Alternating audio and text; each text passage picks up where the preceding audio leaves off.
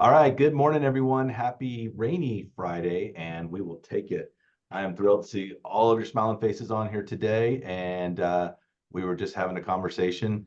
For those that are going to either were on here or are going to be watching this later, we were talking about the Top Golf event last night.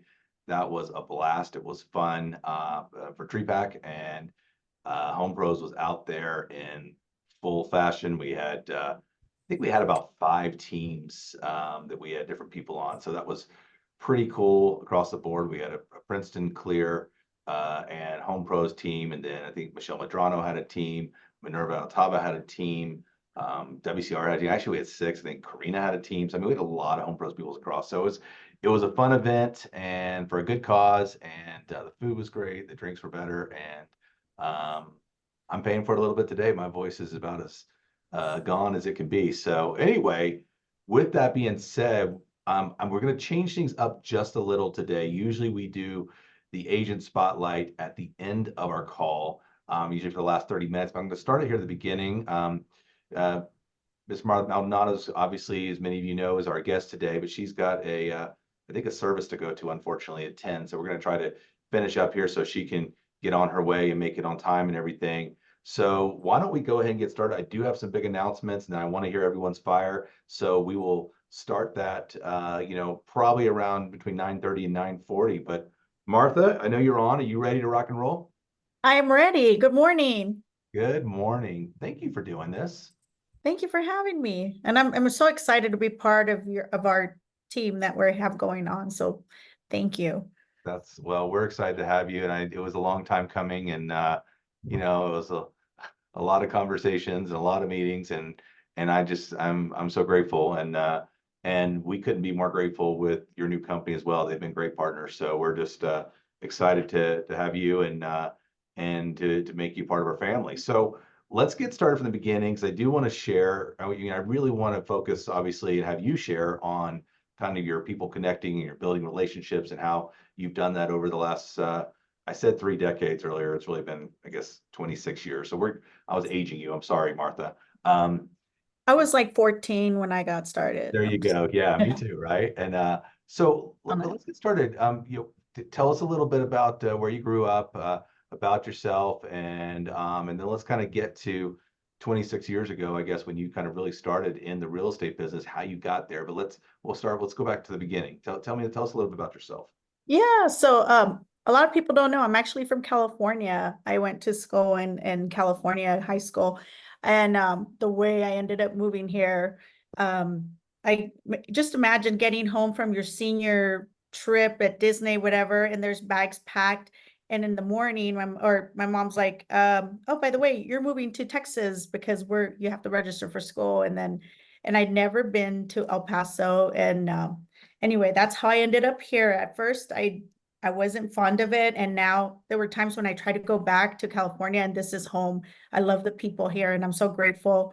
Even though it wasn't the best idea the way it happened when it happened, this is home. I just love the people, and here I am. This is how I ended up. And prior to real estate, I was always looking for what's the next thing, and I was a nursing major. Once I got into nursing school, I realized I didn't like that environment. I would go home crying every day, just sad people, and then I didn't realize, oh, you could have gone into like Botox and you could have gone into this or that. But back then I took it very personal. And I was the first one to bring in prepay legal. I don't know if any of you have heard of prepay legal or I think it's LegalShield now. And that's how from there I crashed a Saratoga party back then, and then they hired me the next. They're like, you need to come work for us, and that's how I ended up in real estate. So not So only so you did prepay legal, which is a tough sell as it is, because it's cold calls and cold call it could be pretty much. You then went to Saratoga. Huh. I did. Yeah, I once you work there, you can do anything. I was actually one of their top producers. I was a trainer. Yeah. I was there for 5 years, and I'm very grateful for everything I learned there because from there it just sets you for everything else. So it Well, was an incredible. the only reason I say that is I was just interviewing someone the other day that started their career at Saratoga, and it was it was hardcore. It was like, you're in the office, early in the morning, you're there till late at night. It's like, this is the way it's done. And honestly, it was actually really impressive to kind of hear what they did and how they did things. And, it's not for the faint of heart for sure. Right. Once you do that, you can kind of do anything. It was a great ground to really get started from there. And so So I'm grateful that I was there. So you go to nursing school, decide that's not for you. You you do prepaid legal, which is, I mean, was it a job you found on the internet, or was the internet even old? Actually, no, I sat next to the vice president of the company on a way home. I was going to school at Incarnate Word in San Antonio, and he was going back to California. And that's how we got started. And the reason why I left at the time, it's changed now. I tried to use it for a ticket. It wasn't a ticket actually. I had a ticket that was back then. You could use them, and I got pulled over. And there was a warrant for my arrest because they had never taken care of the one ticket. And I'm like, oh, I couldn't sell it after that. I'm like, if I can't sell something that didn't work for me, and even though I had a big team at the time, I walked away from it because of that one ticket. Wow. So I strongly believe if something's not working, and I'm glad it happened to me, but I'm like, if this was to happen to any of my clients, there's no way. So I left a big team behind of over 200 people on that, over a ticket. And Wow. So you weren't so just selling door to door. You were running a region, or what I assume, was that correct? I started El Paso, I had San Antonio, I had people in California, and some, yeah, those three, Oklahoma, some of my cousins were in Oklahoma. But again, it was a great learning experience because from there, that was like no income, but cold calling. And it's like, wow, we could sell that. You can, between that and Saratoga, it kind of, again, sets the foundation. So that was it. And So again, Shield Maintenance and Prepaid Legal are great. They're taken off. They fixed all the glitches. At the time it was growing, and it was just a simple thing but I know there's people doing it now, and I'm happy, that's it's completely changed. And this was like in the 1996, 95. So this is a long time ago. sure. So I find that interesting because, you've taken a path that's a little different, and a lot of people do this, especially as they get to around our age, or you went from, overseeing, running regions, seeing people, to kind of like, there's only one person I can definitely depend on, it's myself. And so you're back into a sales role where you control, your destiny.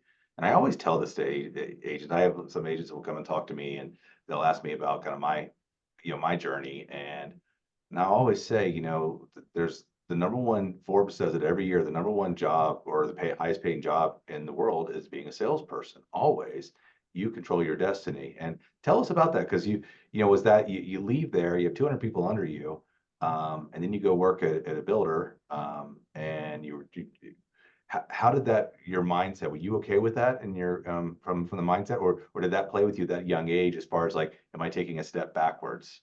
Of course, it was tough because it was tough leaving that, but then I had the security of the little salary at the time or whatever, vacations, and I'm a big traveler. We can to go into that in a bit, but it was tough, and it was more of the structure. And again, it wasn't that I was all over the place. Now it was the structure and being somewhere and having meetings sometimes from 6 in the morning to midnight, which I'd never done before. And that was that working for the builder, we had those, and it was the perfection, little things that detail matters, and that's when I learned that. So yes, it was definitely tough to walk away, but I think everything that I do, or a lot of things, everything that we've done is like it sets you up for the next thing. So without having to have gone through those things, it pretty much just set me up and made me a little bit stronger and open-minded to where it's like, okay, what's this going to bring next? And so that's when everything was able to help me throughout. Love it. So you go work at Saratoga there for 5 years, I think you said, but you had a good 10-year stint or so working for, is that about right? Working for, as a builder rep in some capacity? Yeah, well, I was a builder rep for 5 years, and then I became a realtor, just like many of you, for five Okay. years. Okay. So, And how and was that transition? it it was good. It was good. I was doing a lot of investment at the time. I had moved to California for a short while to learn how to do short sales. This was in 2004, 2005. I did some of the very first short sales back here, and I couldn't find title companies to close me at the time. They didn't know what short sales were. And anyway, it was all a learning process. And of course, I went into real estate at the 2006, 2007. And then 2009, this is when I was given the opportunity to go into a builder, or not a builder's rep, a warranty rep. And I had no idea what it was, but I look at it, what I do is I don't sell warranties, but it's like I get to go into your office and meet with your agents. It's like, hey, we have awesome tools. And I look at what can I do for you instead of give me your warranties. It's like, hey, we're going to have this class. Hey, take advantage of these awesome tools. So I take everything that I've learned before, and it's like, how can I connect you to this one? Or how can I, maybe there's this event going on, or one of the things I was talking to one of your realtors earlier, a friend of mine area, is like, hey, did you know that um, I got the affiliate committee started at Gephardt because we didn't have one, and this is something that I was in Gar, this is in Albuquerque, and it's like, we need this over here. So I think it definitely sets you up. What's like, what can I bring? Instead of walking away, like when I walk out the doors, like I hope they learn something, a little something, and not like, oh my goodness, that was the most boring presentation ever. So Yeah, that's what and I.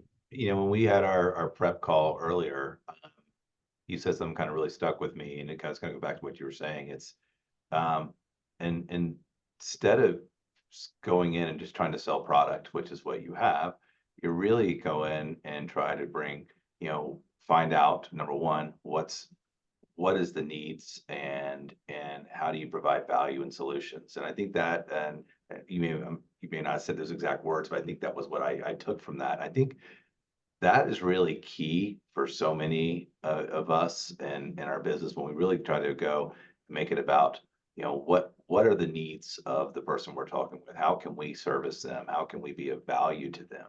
And I think that's key for all of us. I said this earlier in the text, and you know, I I argue with people all the time when they tell me they're in the real estate business. I say, no, you're in the people business. And Martha's in the people business. By the way, I'm in the people business too. And even though our target markets are different, all three of us have different target markets. Actually, Martha's target market, mine are the same. But if as far as my but at the end of the day, that's key. So you you get into home warranty. That's 2009, which the world's starting to be on fire, and probably they're I assume dangling a decent salary job at you. So you're going from being a realtor, kind of on your own doing commission business, chasing short sales, which you got out right before the short sale boom, really, and you were probably in the wrong place for the short sale boom. If you just need to go down to Florida or Phoenix, and you can have a really good time. But tell me, how was that? Because that's the hardest thing, I think, for a lot of people that go from an entrepreneurial minded type of spirit and how they operate their world. Even when you were a salesman, and you still kind of have that as a salesperson, I get that, to now having conference calls. And I guess, or maybe Saratoga is what set you up for that, to help you with that. Yeah, so it was at the time, it was tough, but I so respect every realtor so much. You all have the hardest job. I think at the time I wanted that stability. I do have rentals, and it seemed like all my tenants like moved out at the same time. I was expecting some closings. I had done all my work. Everything was crossed. Like somebody ended up not getting married. Somebody ended up getting divorced. Somebody ended up like being transferred. And it's like, you're depend on these closings.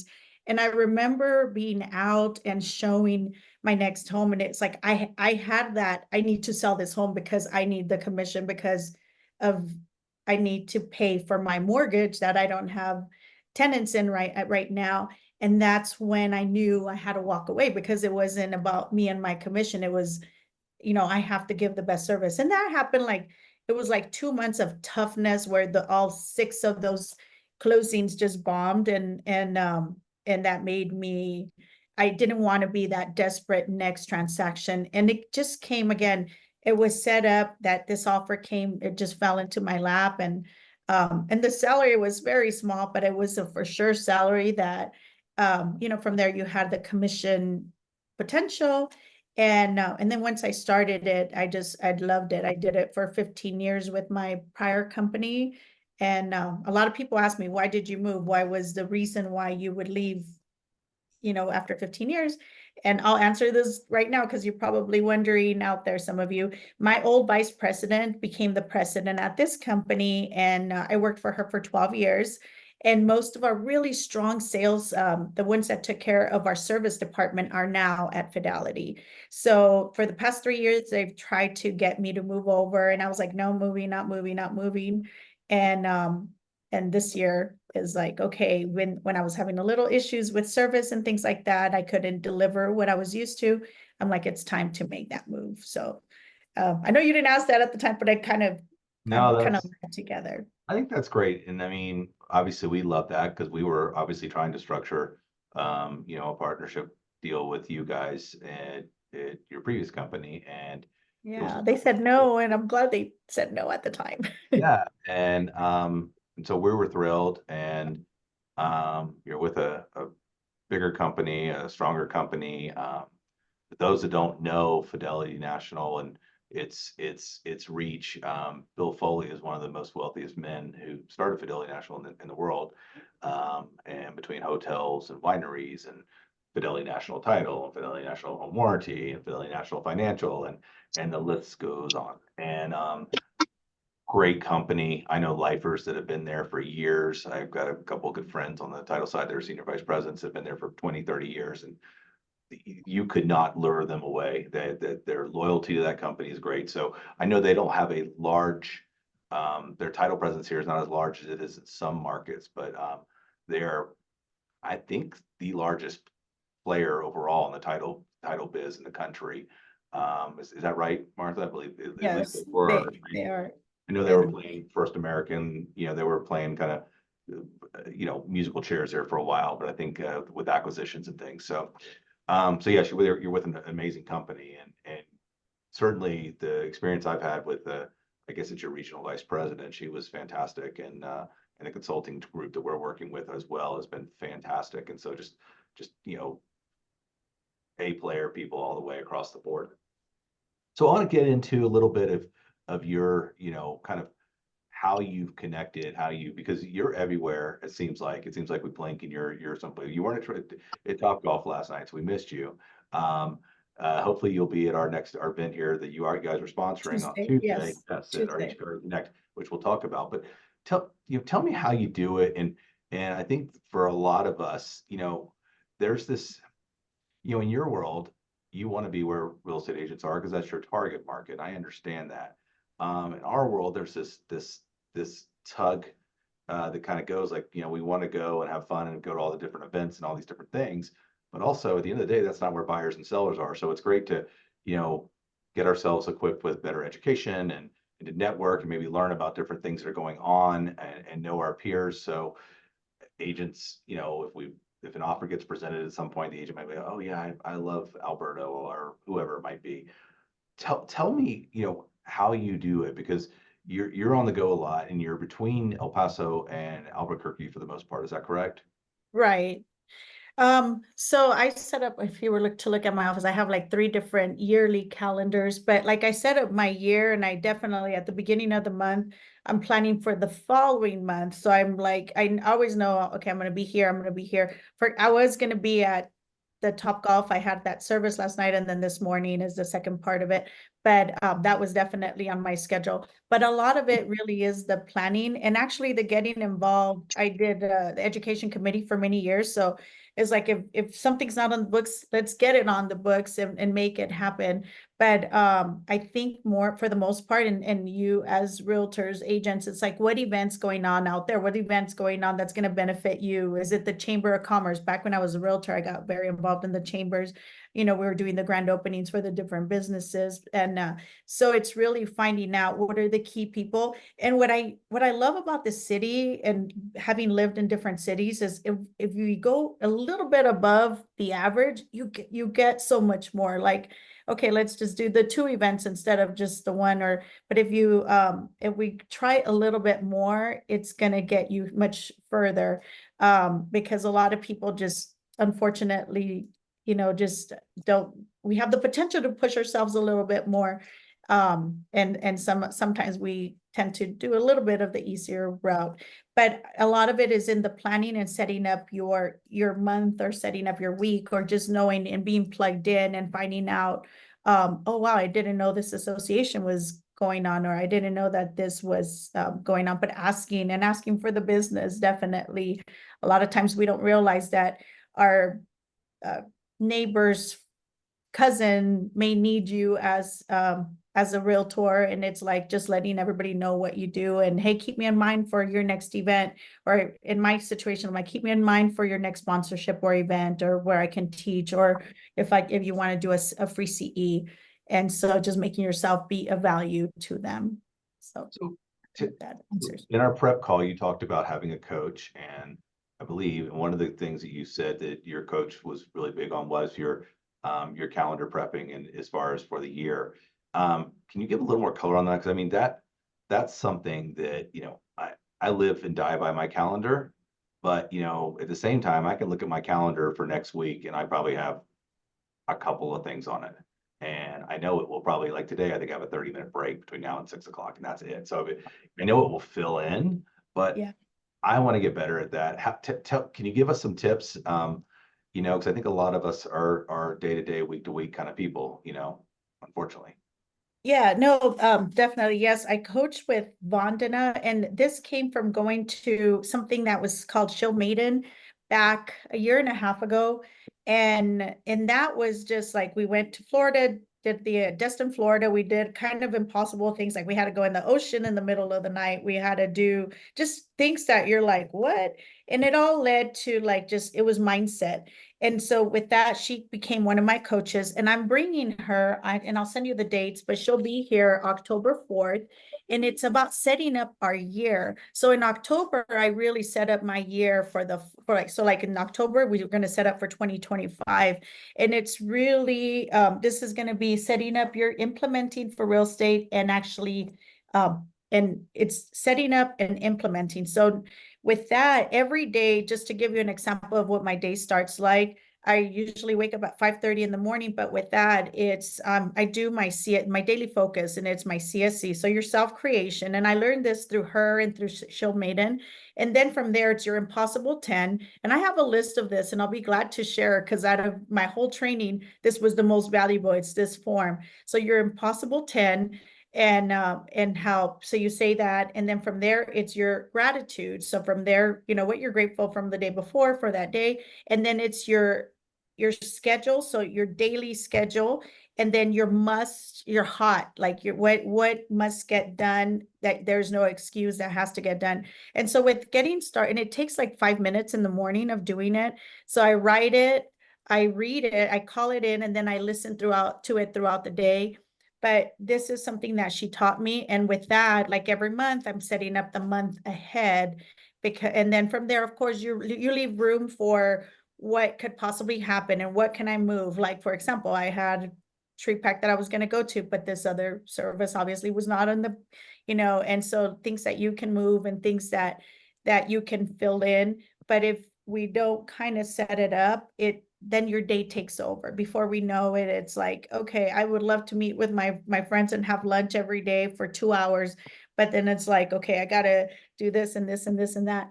And then in my case, I really look at my job as not a job, but like, oh, I get to come in and I get to be at your monthly meeting, or I get to come in and bring coffee, or I get to go to Taco Tuesday on Tuesday. And it's more of the mindset that I'm getting there. It's not, I have to go and I got to do this, but it's really the mindset. But it all starts with the daily focus, your CSCs, to self-creation, and then the top 10, and it's the impossible top 10. And then from there, your gratitude, and then setting up your day, like your to-do list. So every day I work on a to-do list. And then from there, it's your hot, like needs to get done, priority, priority, priority. And again, I'll be more than glad to share this with you, and you can share it with everybody. And if you do it on a daily basis, it's impossible what things can, incredible what things happen. And I learned this from Vandana and from Satema Gali being our main coach, Mhm. who actually, he was an NFL, an NFL player who went to the Super Bowl winner. And that's who I learned this stuff from. Love it. And again, live by it. Yeah, so if you could share that maybe on the WhatsApp, because by the way, guys, Martha is on our WhatsApp channel. I believe she's on our Facebook private pages or group as well. So you know she's always there if you want to reach out to her, ask her questions or whatever. Or of course she's just a phone call or text message away as well. But that would be wonderful. You could share that. I want to get into, and so thank you for sharing that. I want to be cognizant of the times. I also want to make sure we've got time for some people to ask questions. So I'm going to kind of do a couple more questions, and then we'll leave a few minutes for follow up and for any questions. Um, you, you know, we called you a connector and influencer, and I really believe that. You know, I met you in my early days when I came here, and you know, Penny shut up about you. It's just like, you know, that's our warranty lady. That's the this and that and whatnot. And so, and I found out very quickly that she was right. Tell me, you know, when you meet a brand new agent or brand new to you, let's just say a new connection, it doesn't matter, agent, whatever. You, is there, do you have any process? Is there any part of the follow-up? Is there anything besides just trying to introduce yourself, give your card and say, I sell a home warranty? Obviously, you want them to know what you do and who you are. But, you know, how do you go about that? Because there's got to be obviously a place from initial contact to, you know, the place where you become either one of their go-to, either their go-to, if not their full go-to, at least an option. Gosh, I believe that we have such a small window to make a good impression with them. And I think I try to treat everybody like the same and make them feel so special. I do new agent orientation, and when I have them for like the 1 30 seconds, whatever it is, I let them know, hey, I do warranties, I give them a brochure, but I'm like, we do a lot of these awesome free marketing tools. Take this with you. If you'd like to sign up for my next toolbox class, I'm going to do a new agent orientation. And here's my information, or email me. I wish I could say, oh my goodness, I have a great follow-up program. I don't. The way it is they follow up with me because of the initial 1 or 2 minutes that we had. I do get their emails. And then when I do have the classes, I have an assistant that invites them. But for the most part, I get a lot of follow-up from them. It's like, hey, you mentioned those door hangers, or you mentioned you had something. And then we build a relationship from there. But it's not like I go out. There's so many agents out there, so I'm not chasing anybody. If I'm in an office meeting, the same thing. It's like, hey, here's my information. This is what we have. It's never about, you know, give me your warranties. It's like, let's do a toolbox. Let's do this.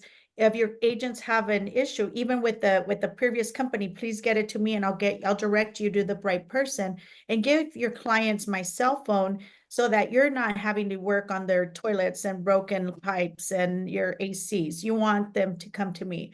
So it's just, I think that initial 30 second, 2 minutes that we have with them, it goes from there, but I'm not out chasing and chasing on that like I should maybe. No, that's, I think that's, but so you're collecting data, but there's not a tremendous, you know, campaign, drip campaigns, email campaigns, presence going out. I mean, you know, and it's interesting because I think everybody has different systems. And then, you know, we talked to some of our biggest and best agents. I think Denise Caballero off the top of my head. I mean, she has a much more kind of a mindset with you. I just go out and say hi to people and see what I can help them with, and they tell others, and I think that's the place where probably everyone on this call would like to get at some place. Okay, a couple more questions. We're gonna go lightning round real quick. So, any regrets? Anything you wish you did? Um, no, I love to travel. I didn't know, I didn't say that much. I need to travel more, but I've been all over. I've been to Africa, I've been to Asia, I've been all over Europe. That's one of the things that I've stopped traveling as much because I have Maggie, my dog, that she's high maintenance. And what I mean by that, she just wants a walk in the morning and a walk at night regardless. So I don't like kenneling her, or but I think the travel part, you know, I don't have children. I wish I did. At one time, that's something, it just wasn't for me, you know, when there's, but I am a great aunt and I have lots of nieces. I have one niece and lots of nephews. And I like to consider myself as that cool aunt. I take them on vacations and they're like my kids. So, I guess the family thing could be like the regret part that I don't have, but they're my second extended family of that part, and they're like my children. Anything today, thank you for sharing. Anything today that you wish you knew 15 years ago when you started in the warranty business?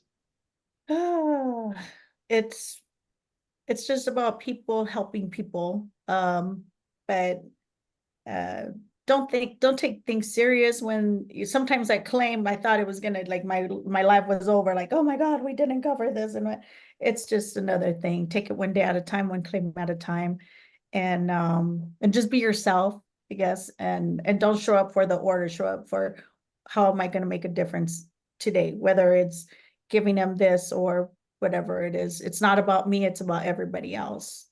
So Awesome. Thank you.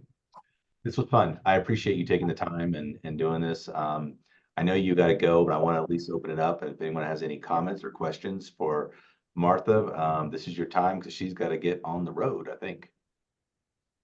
I'm good. The thing's at 10, the service is at 10:30, so I have a few minutes. And then just a reminder, we have our CE on Tuesday. I'll send this to you. It's a free 1 hour lunch and learn in case and I know we have the Taco Tuesday, but in case you want to go. Certainly can post that in WhatsApp as well, for sure. Okay, we'll send that. Taco Tuesday is not on Taco Tuesday. That was this Tuesday. This is HPRA Connect this Tuesday, which is at Scenics, 4 to 7. 4 to 7 on next Tuesday, right?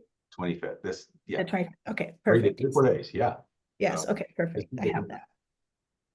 all right. Anyone have any comments, questions for Martha? Y'all are so quiet. Well, No. I I have just a want to say that question. Oh, go ahead. it's very nice to see, agents or colleagues in the industry that started kind of around the same time that I started. And I remember when I met you the first time, you were doing at an open house, and but you always have this sense of coming from a sense of contribution towards other realtors or your other colleagues in the industry as well. And so I want to thank you for that. Thank you for staying all this over 20 years in the industry, because it's hard to say that, people come and go, but it's I'm so proud when I see somebody like you that's been in the industry for so long, and that like to share, their successes and things so we can learn from each other as well. So I just want to thank you, and if you can share that list on WhatsApp, that will be encouraging as well. Awesome. Thank you. That's so heartful. Thank you. Thank you so much for that. Thank you, Albert. That is nice. Denise? Yeah, I definitely agree with Alberto. Thank you, Martha, for sticking around all these years. Martha was actually probably one of the first people I met as a new agent, and I didn't know what a home warranty was. I asked her if we could meet. I think I saw her at the new agent orientation, and she met up with me at a Starbucks. She gave me the rundown because I was there, and I said, I'm sorry you gave a training. I just still don't understand. And so she gave me a one-on-one training. But I do have a question for you, Martha. What is your favorite, I guess, what's your favorite added resource or service now that you're with Fidelity that maybe you couldn't offer to clients before? Great question. Yeah, there's a couple of things like we couldn't offer the homeowners insurance deductible or hotel reimbursement or garage door opener maintenance. So those are like three things that we couldn't offer that are huge. And like the homeowners insurance deductible, if it's a secondary damage, and it's a small option, but if it's a small damage and it costs us, or if it's a water damage and it causes a secondary damage to your hardwood floors, we'll pay the first $1,000 of your homeowner's insurance. So we didn't have that at the other place. And there's certain concessions that automatically we're able to approve. Just there's a few. And then, like I said, garage door maintenance and hotel reimbursement. If we can't get out fast enough, we'll actually get and you have that option, we'll pay up to 10 nights of your hotel like if it's too hot and we got to get you, there's only one AC, we'll pay for hotel reimbursement. So those are really good ones. That's great. Super cool. Thank you. I have a Thanks. follow-up to that. Is there Good any to see you. special, are there any special tools that you guys have, or you were talking about marketing services and things that maybe you didn't have at your previous company that you have at Fidelity that would be value adds to the agents on this call today? Yeah, we have a lot of the same tools, but different. And as a matter of fact, I did a toolbox class yesterday and I was like, wow, they've added some stuff. So I'll be more than glad to do one. But yes, we have information that you're able to do your weekly Facebook post on certain stuff that we give you material. But yes, we have a whole list. It's too much to go over right now, but definitely some that are of value. And I'm starting to do classes on those, and I'll be glad to do those for Home Pros for your office, and we can do it via Zoom or in a Yeah. location. Okay, well, let's figure that out. We'll do that offline and make a date for that. That'd be great. All right. Any other further questions or comments for Miss Martha before we let her run? All right. Well, thank you, Martha. Thank you.